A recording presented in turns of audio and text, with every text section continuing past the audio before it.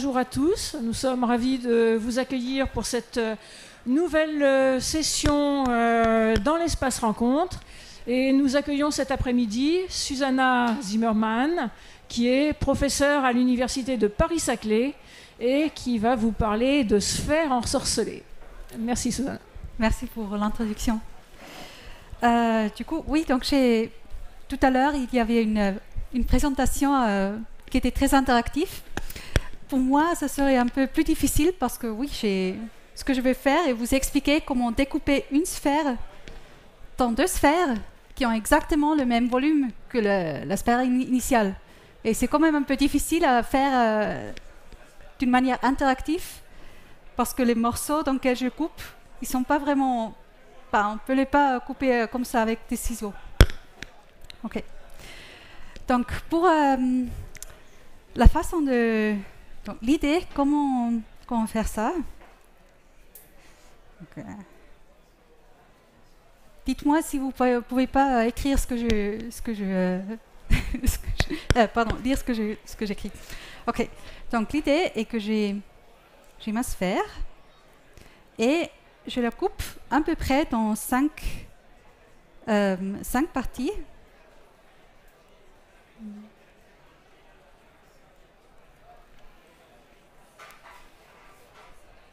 Pour choisir les bonnes couleurs qui est pour... Ok, 4. Et ensuite, je choisis rouge. Je suis désolée pour ceux qui... Entre le vert et le rouge, voilà, ok. Et ensuite, ce que je vais faire, et je vais prendre cette partie jaune, et je veux la bouger avec une rotation sur tout le monde, sauf le vert. Ok, donc partie...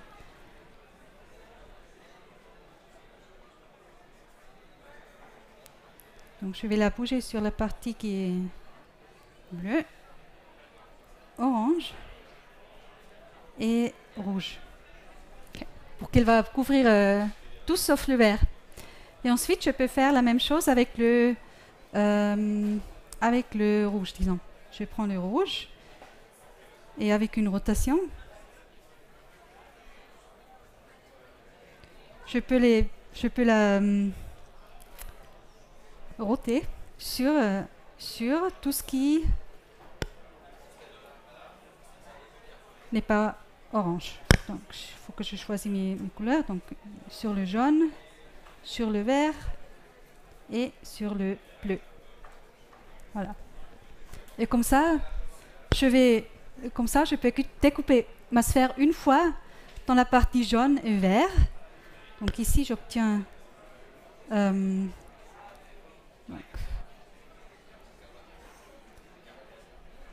une sphère qui est demi-vert et demi-jaune. Et avec l'autre manière, j'obtiens une sphère qui est rouge et orange. Voilà. Et je vais faire ça tout en préservant le volume de la sphère. Okay. Maintenant, c'est un peu ad hoc. J'ai mis des couleurs un peu comme ça, mais ok. Mais c'est un peu pour l'idée. Donc, ok. L'idée de la base, c'est que je prends un ensemble sur la sphère et je couvre une grande partie de la sphère avec ces petits ensembles. Ou je peux retourner, je peux faire disparaître la partie jaune en inversant la rotation.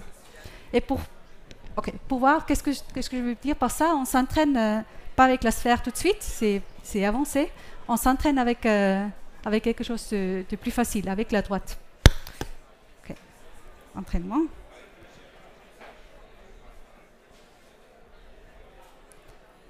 Et on regarde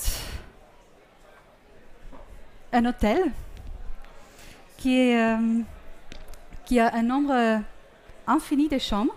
Chambre 1, chambre 2, chambre 3, chambre 4, chambre 5, chambre 6, etc. Donc vous pouvez imaginer les chaises ici sont des chambres, mais juste il y a une infinité des chaises. Et l'hôtel est plein. Donc, pardon.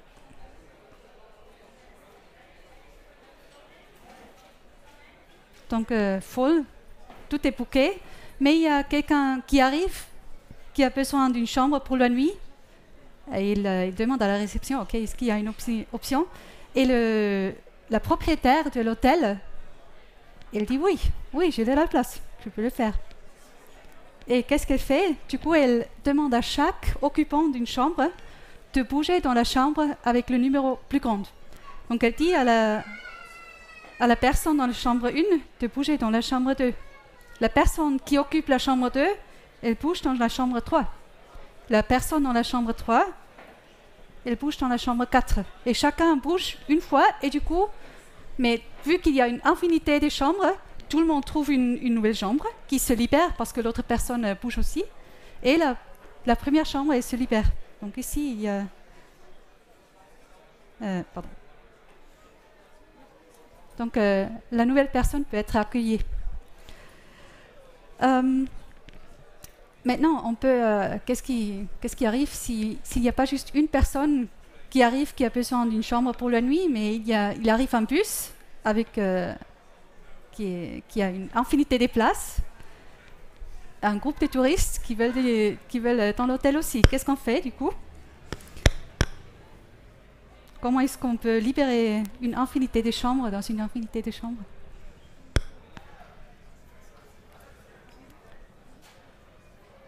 Il y a beaucoup d'options, mais je veux dire, donc la première personne, elle bouge dans la deuxième. Okay. Donc ici, il y a une chambre qui devient libre. La personne qui occupe la chambre 2, elle bouge dans la chambre 4. Okay, donc, la personne qui est dans la chambre 4, dans la chambre 3 d'abord, elle bouge dans la chambre 6. Et la personne qui occupait la chambre 4, elle bouge dans la chambre 8. Donc chacun, si vous êtes dans la chambre N, vous bougez dans la chambre 2N. Et du coup, il y a une infinité de chambres qui se libèrent. Et on peut accueillir le bus infini avec un nombre de touristes infini. Donc comme ça, avec des translations, je peux libérer une infinité des chambres. Okay, donc je peux... Okay, donc de takeaway et libérer des chambres.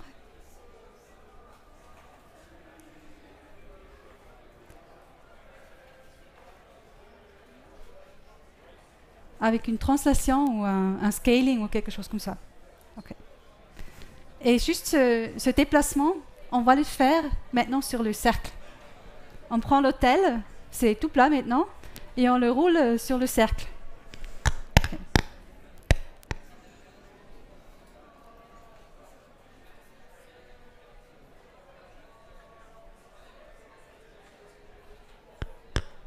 Okay, maintenant, on a quelques chambres sur le cercle. Et disons, ils sont équidistants. Donc, l'angle entre le cercle, disons, c'est alpha. Et je ne veux pas qu'après un nombre fini des tours, on arrive sur la même chambre. Je veux vraiment une infinité de chambres. Okay.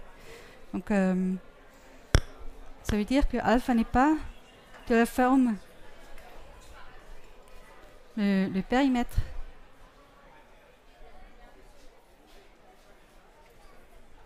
Enfin, ok, je ne veux pas que la distance entre les chambres est une fraction du périmètre par un entier. Okay.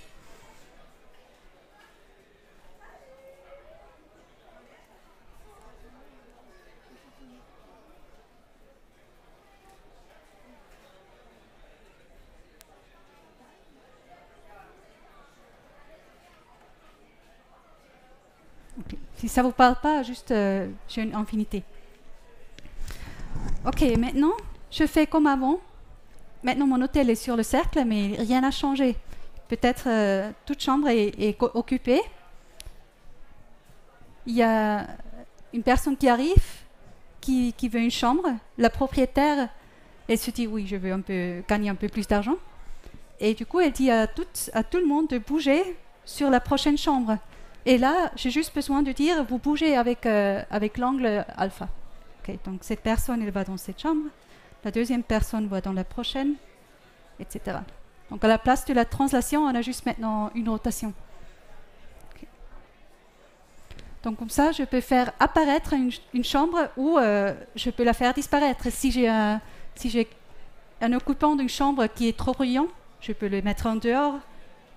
Je demande à tout le monde de bouger, de rebouger dans son ancienne chambre et l'hôtel est plein. Il n'y a plus de la place. Okay.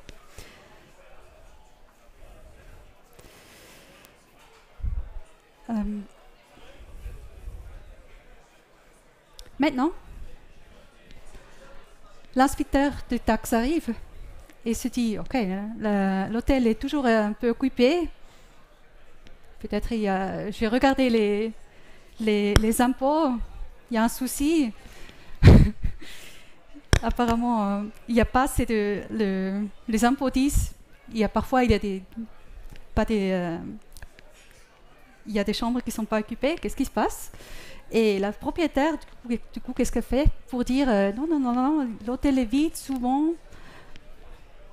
Elle dit à chacun de juste sortir de la chambre. Ok, bien sûr, pour la nuit, vous trouvez quelque chose d'autre et après vous revenez. Mais comment je fais ça sur le cercle? Je demande à tout le monde de bouger par l'angle alpha, mais divisé par 2.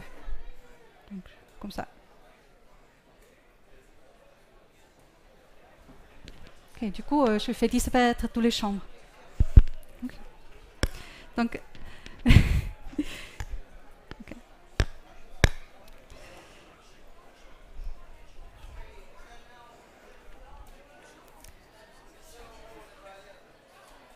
Et qu'est-ce que ça me dit? Donc, qu'est-ce que je fais? Je fais la sphère. Ça, je peux écrire comme toutes les chambres, l'ensemble de toutes les chambres. Plus le reste de la sphère. Et après la sphère et toutes les chambres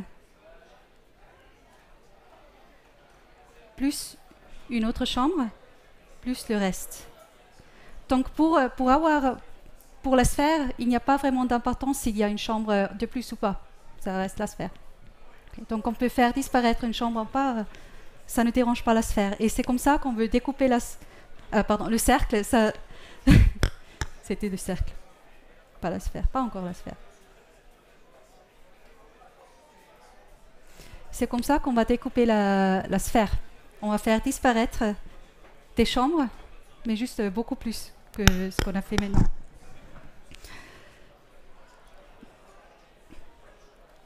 Ok, maintenant on passe à la viande.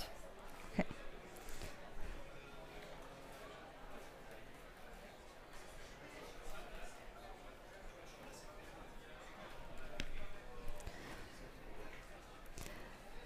Maintenant, qu'est-ce qu'on a fait sur le cercle? Sur le cercle, on a fait une rotation. Et sur la sphère, on veut aussi faire disparaître des points avec une rotation. Mais il y a beaucoup de rotations, beaucoup plus de choix de rotation sur la sphère que sur le cercle. Ah, okay. C'est pas très clair, mais je vais le faire pas juste avec une seule rotation, mais avec 2. Okay. Donc je vais sur ma sphère, je vais choisir donc l'axe comme ça, et ensuite une axe comme ça. Et je vais faire une rotation autour de l'axe vertical, 10 en sigma, okay. Et des rotations autour de l'autre axe, qui sont tau. Et il faut que je choisisse les rotations très précisément. Je vais les écrire, mais après, vous pouvez oublier les nombres. Okay. Il y a des nombres qui apparaissent, mais... ok. Et c'est sigma, ça serait...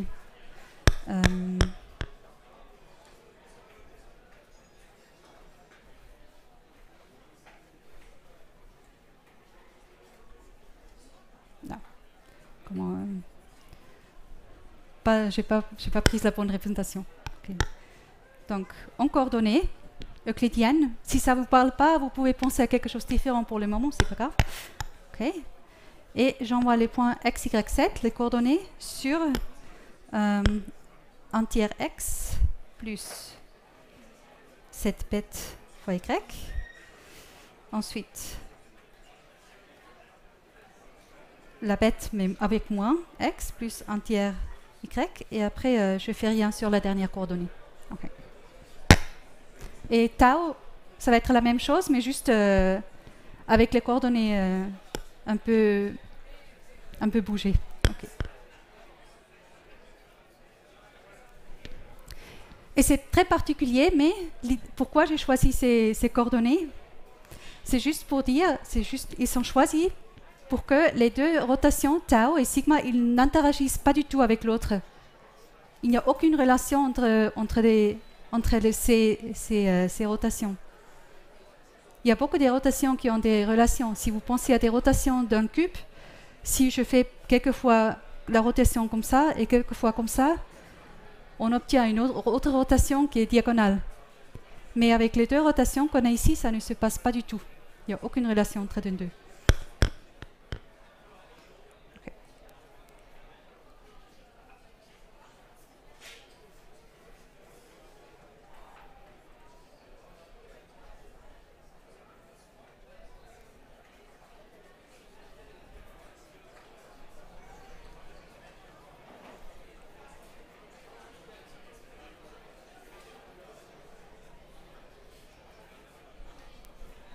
Ok.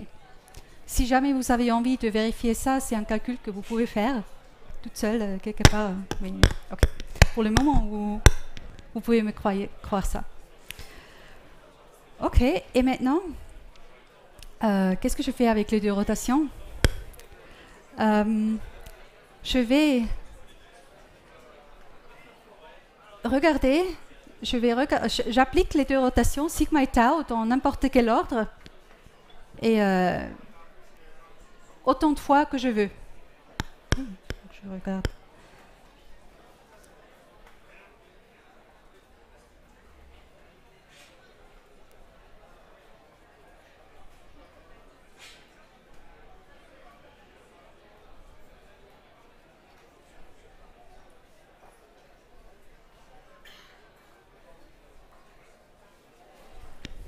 Par exemple, je commence à appliquer sigma, et après tau, et après encore sigma, peut-être encore sigma, et après j'ai envie d'appliquer tau, mais dans l'autre direction. Donc je dis tau, je dis puissance moins 1, c'est pour dire je fais l'autre direction. Et après peut-être j'ai envie de faire sigma, mais dans l'autre direction, je fais ça.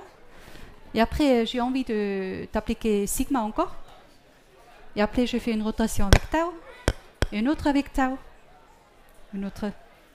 Et peut-être je finis avec sigma.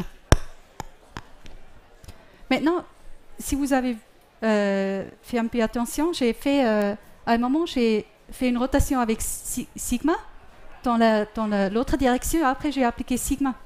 Donc en fait, j'ai rien fait. Je suis allée ici et je vais aller ici. J'ai fait une rotation comme ça et j'ai retourné. Et c'était ici où j'ai fait ça. Donc ici, j'ai rien fait. Et en fait, je peux juste ne pas le faire. Okay? On va éviter des choses comme ça.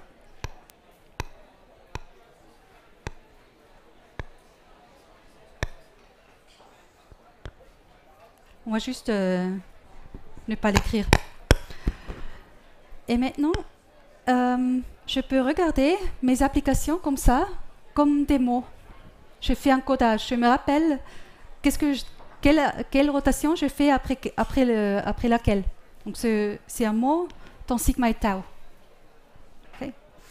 Et donc ça c'est.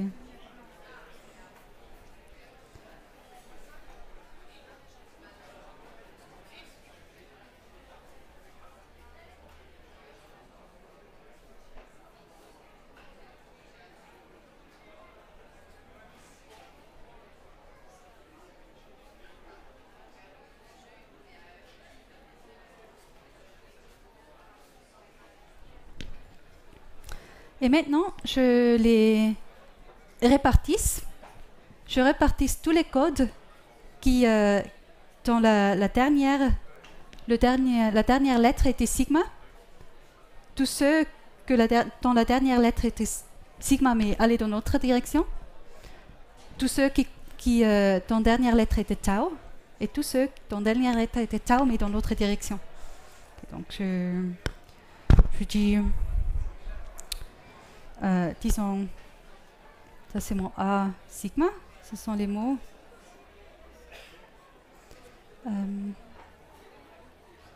Qui finissent avec sigma.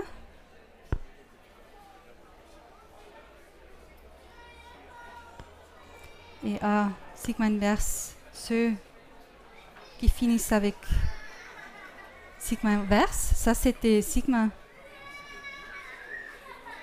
mais dans l'autre direction.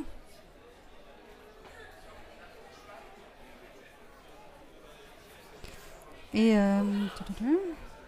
ensuite, B tau, la même chose, mais on finit avec tau et B tau inverse. Les mots qui finissent avec tau inverse, donc c'est tau, mais dans l'autre direction. Ok. Et je regarde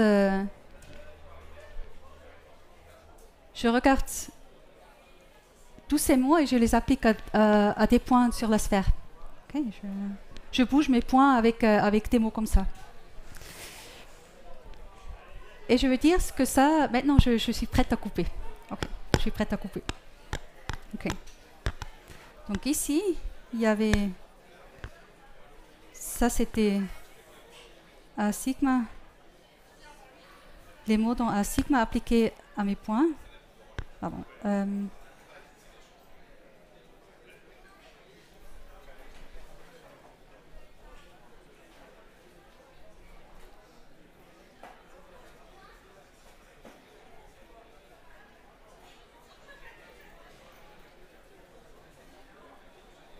Okay.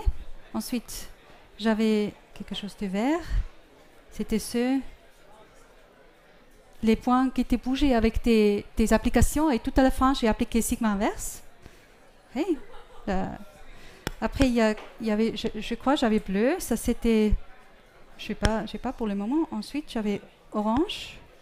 C'était tous les points bougés avec des mots qui finissent en tau. Et j'avais rouge.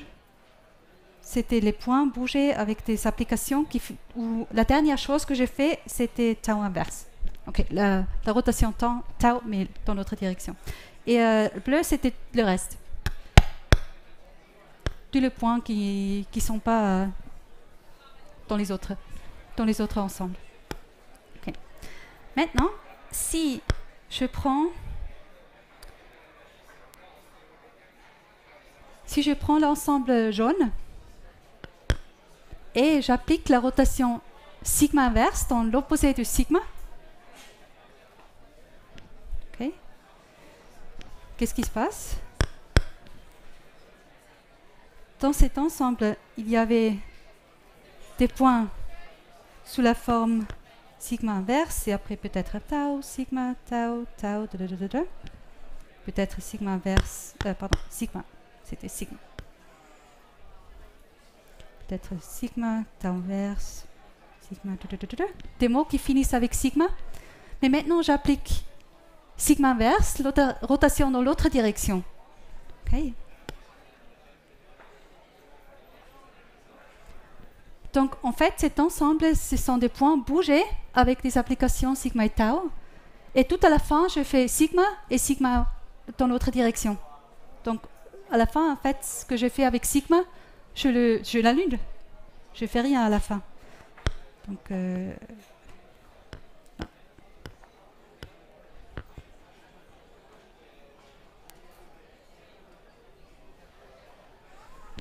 et vu que j'ai bougé mes points avec n'importe quel tau, sigma, quel ordre, juste à la fin, j'avais besoin de faire sigma. Et maintenant, j'annule sigma. Ce qui est maintenant, tout à la fin des mots, est tau, tau inverse, sigma, sigma inverse. Je sais pas, mais tout peut apparaître. Du coup, cet ensemble, exactement, il y a l'ensemble orange, il y a l'ensemble rouge, les lettres qui finissent avec les points bougés avec des mots qui finissent avec tau inverse. il y a peut-être le reste, mais il n'y a pas l'ensemble vert, parce que dans l'ensemble vert, les...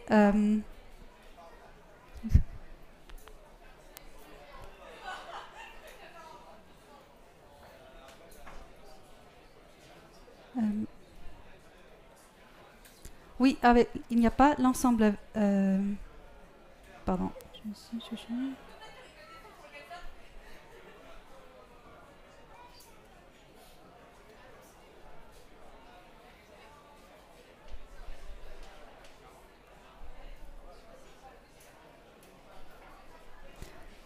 Oui, parce que... Ok, mais pas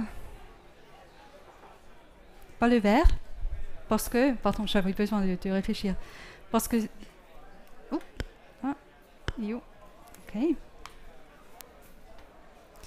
Dans l'ensemble vert, il y a des points bougés avec des applications, et tout à la fin, je fais sigma inverse. Donc j'ai sigma inverse, peut-être tau.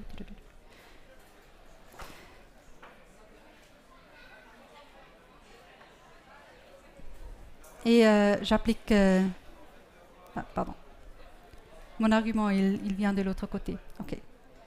Si jamais j'applique sigma inverse, et ici il y a des mots, et ce qui reste, ici il y a... Ce qui reste est sigma inverse.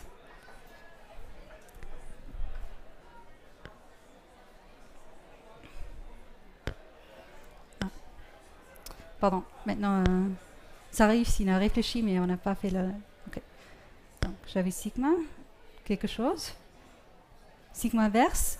Si le nouveau mot finit avec sigma, sigma inverse, ça veut dire que juste avant le sigma, il y avait sigma inverse. Mais ça veut dire que déjà, dans ce moment-là, j'ai fait à la fin, avant de bouger avec sigma inverse, mon mot finissait avec sigma, sigma inverse. Donc, j'ai fait une rotation et juste l'inverse. Donc, ça... C'était pas là, donc ok, c'est pas possible. Ok. Du coup, on a coupé. Vous avez rendu compte. On a coupé. J'ai maintenant, qu'est-ce que je fais avec ma rotation? Elle prend cet ensemble jaune et le mèche sur E. Donc je peux bouger une partie de la sphère sur l'autre partie de la sphère, et ce qui reste est la même sphère, mais il n'y a que deux ensembles qui restent. Donc, de côté ensemble, j'ai diminué ma sphère, mais là, en fait, c'est la même. Okay. Donc, ça me donne la sphère qui est maintenant ce qui reste, et la partie verte et la partie jaune. Et je peux faire la même chose avec tau et tau inverse, et l'ensemble rouge et jaune. Rouge et orange. Donc c'est comme ça que je coupe ma sphère en deux sphères. Ok. J'ai coupé, on a coupé. Ok. On fait plus.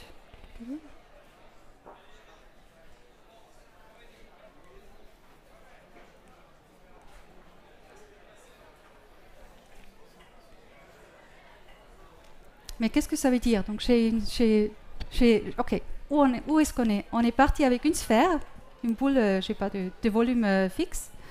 On a coupé d'une manière, on a recollé les pièces, et on a deux sphères, tous les mêmes avec les deux volumes que la sphère initiale. Qu'est-ce que ça veut dire?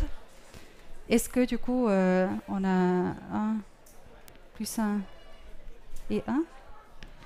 Est-ce qu'on a fait ça? J'ai une sphère avec volume 1, je la coupe en deux sphères avec le même volume, chacune 1. Est-ce que c'est ça ce que je fais? Et la réponse est non, et c'est pourquoi je n'ai pas ramené des sphères et des ciseaux, parce qu'en fait les ensembles dans lesquels on coupe, ils n'ont pas de volume. Donc je retire de la sphère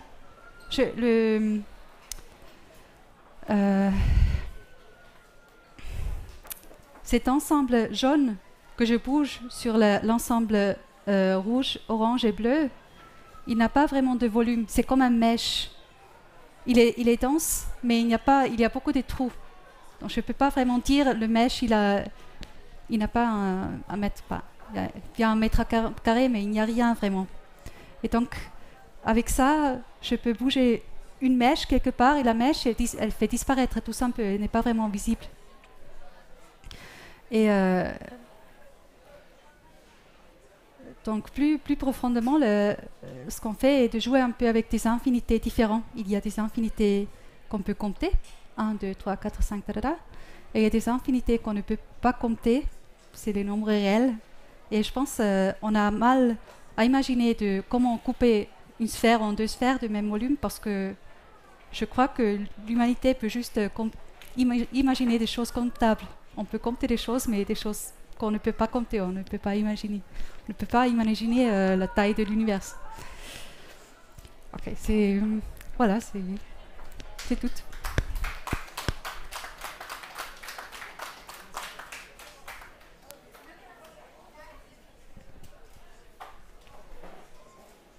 Oui, allez-y.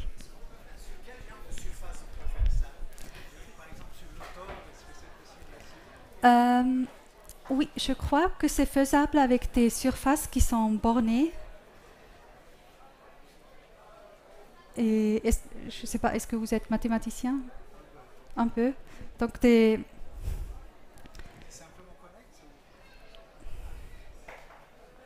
ne suis pas sûre si on a besoin de simple. Compact. Oui, oui, c'est ça. Je crois que il y a. Après, il y a aussi des rotations différentes, non? On peut roter comme ça ou comme ça. Donc, je sais pas. A priori. Voilà.